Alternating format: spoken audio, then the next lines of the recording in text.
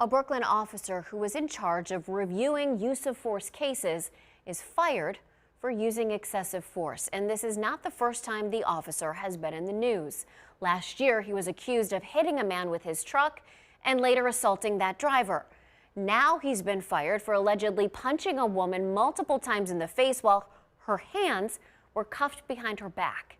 19 investigator Mike Mason has a story you will see only on 19 News. After 18 years with the Brooklyn Police Department, a sergeant with a six-figure salary has now been terminated. Last fall, Brooklyn's mayor fired Sergeant Paul Stein for an incident that happened on September 4th. An internal investigation found he struck a woman 5 times in the face while her hands were cuffed behind her back. Stein's been in the news before. 19 Investigates broke the story about an incident that occurred on April 30th. Juan Wyckoff was driving an I-90, and he says Stein's truck hit his car, then sped off at more than 100 miles an hour. He literally just tried to run me off the highway and kept going. At the time, Wyckoff didn't know Stein was an off-duty cop on his way to work. Wyckoff grabbed his cell phone and he followed the truck and recorded it driving erratically. When the two arrived at the police station, Wyckoff followed Stein to the employee entrance. That's when surveillance video captured the officer aggressively pushing Wyckoff away and kicking his leg. Or when it's assault on camera, not a crime. It makes no sense, because if I would have defended myself, I wouldn't have been able to talk to nobody. You think you'd be behind bars? If not worse. Wyckoff wanted to press charges, but after police investigated, Stein only received a traffic citation and a written reprimand. That all changed this past September when police arrested a woman on an outstanding warrant for aggravated menacing.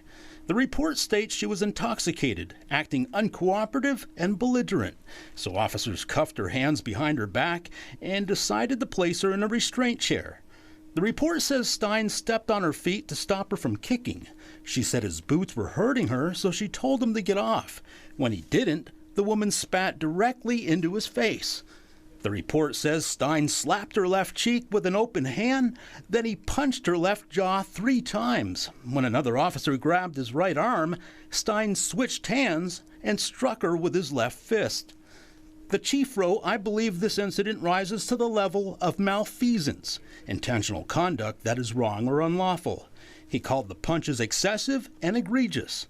During Stein's pre-disciplinary hearing, he prepared a statement saying, "My objective was not to harm the subject, but to stop her from spitting at me again." He said, "I believe that the force I used was reasonable." Stein claimed the strikes were not delivered with a high degree of force and the suspect wasn't harmed. But reports show the woman did have lacerations to her lip and bruising to her jawline.